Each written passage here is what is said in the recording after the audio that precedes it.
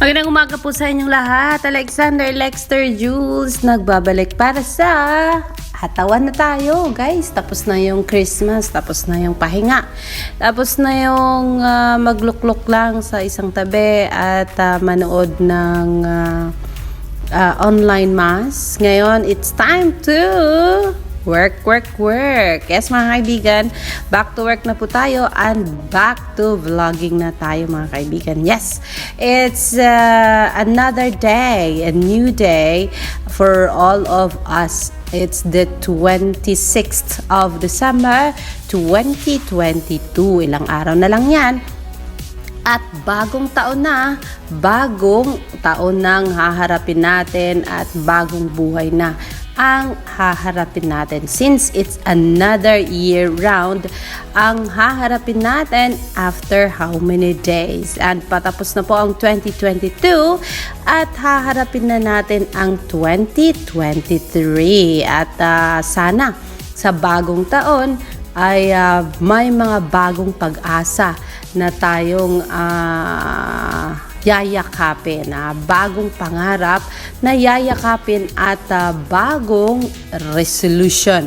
Kung ano man ang bagong babaguhin natin sa taong 2023. Meron ba tayong babaguhin? Or ipagpapatuloy lang ba natin ang 2022 na pangarap natin? Yes, sa bagong taon ay haharapin natin ang bagong buhay at bagong pag-asa. Kasama dyan, syempre, ang mga iniidolo natin. And so, in 2023 ay may bagong pag-asa para sa mga bata, para sa mga estudyante, at para sa mga taong may pangarap sa buhay. At yan ay ang bagong henerasyon kasama ang mga magulang, mga teachers, mga magtuturo bang tawag dyan?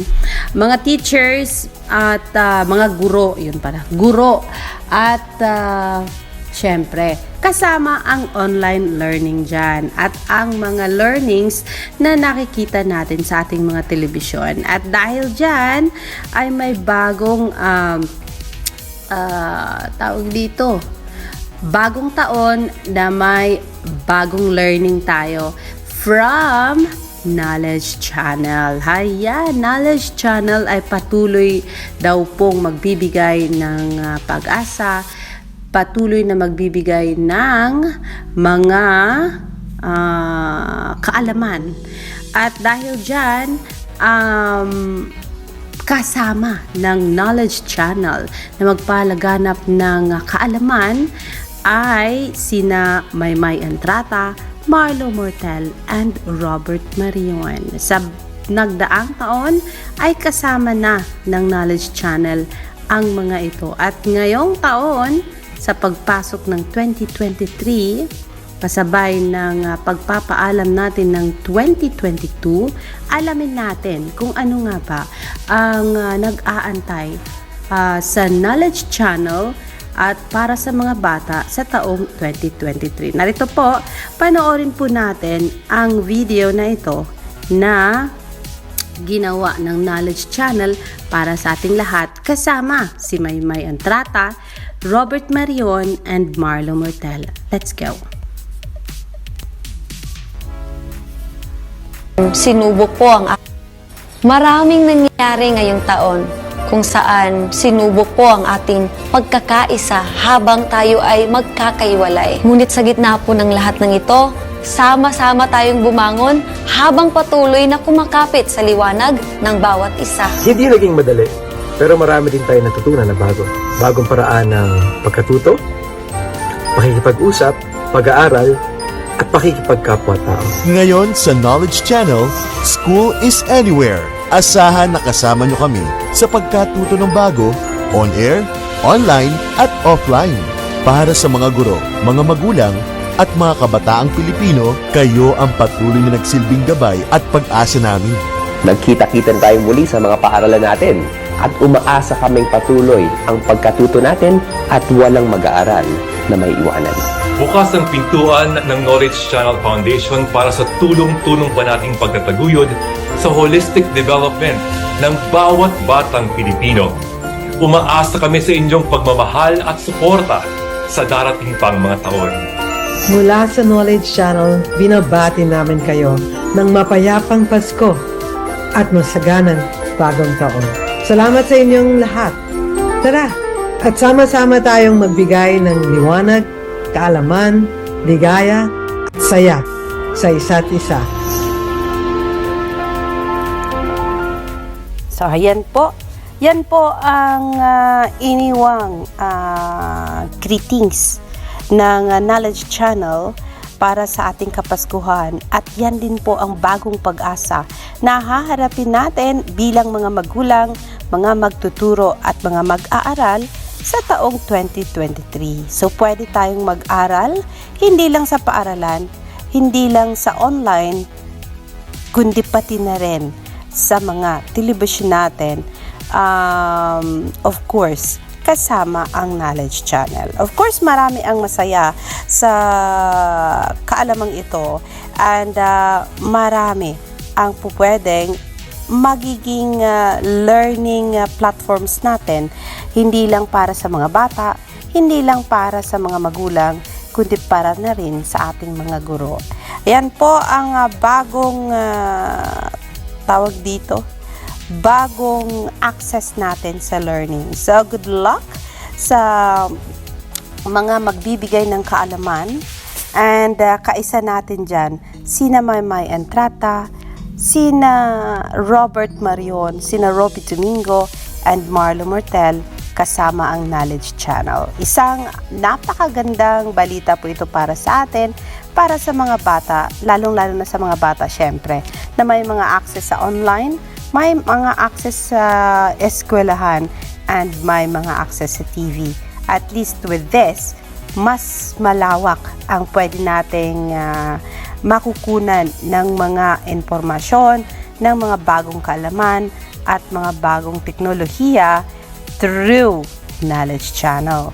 So, Alexander Laxter Jules, I'm happy for this kasi marami talaga ang mga batang nahihirapan sa learning sa paaralan. Siyempre, kung marami pa naman kayong mga estudyante sa paaralan, ay hindi ka pwedeng antayin ng guru mo para matuto. Kasi kailangan dire-diretso yan. So, Knowledge Channel is another access for them to understand more about learning kung ano man ang ibibigay ng Knowledge Channel para sa mga bata. And pwede rin itong guide or giya ng mga parents na while nanonood ng channel na yan, ay pwede ring ma-expand, ma-explain pa more ng parents sa mga bata kung ano man ang makikita ng mga bata sa Knowledge Channel. So, with the parents and teachers, pwedeng matuto pa more ang mga bata sa kanilang asignatura or sa mga bagay na talagang pwedeng ma-explain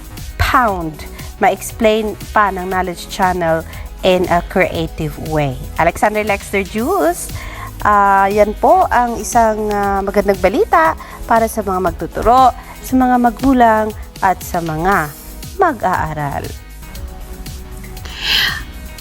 Ano-ano nga ba ang ating pwedeng mapag-aralan sa Knowledge Channel? Ito po ay it is the Knowledge Channel na unang-una and only curriculum-based education daw. So, sumusunod pa rin sila sa curriculum ng educational system ng Pilipinas. At sila ay connected sa Department of Education. So, ano-ano ang pwedeng panoorin ng bata sa free TV ng Knowledge Channel? Una dito ay pwede silang manood sa Knowledge Factory. And then, pwede silang manood sa Math Dali ni Robbie Domingo. And then, Hiraya Manawari. Yan yung pinaka-paborito ko noon sa Knowledge Channel sa ABS-CBN. Hiraya Manawari kasi pwedeng may kwento kasi yung learning dito at very creative and artistic. Ayun, pwede din silang manood ng kwentunes. Ayun, yung mga kwento. Ayan, Quintons pang tawag dun. Ayan, so, yun. Quintons on Hiraya Manawari. So, yan po. Iilan lang yan sa pwedeng tawag natin panuoran ng bata sa Knowledge Channel na kung saan ito ay nasa Free TV na. So yes mga kaibigan, itinuturo din dito ang magandang asal ng pagiging Pilipino, pamilyang Pilipino. So dapat ang mga bata ay nakatutok sa Knowledge Channel kung ang wala naman silang pasok sa paaralan. Alexander Lexter Jules, karagdagang information lang po yan from Knowledge Channel mga kaibigan. I'll see you for more later dito sa aking channel, Alexander Lexter Jules. Magandang umaga!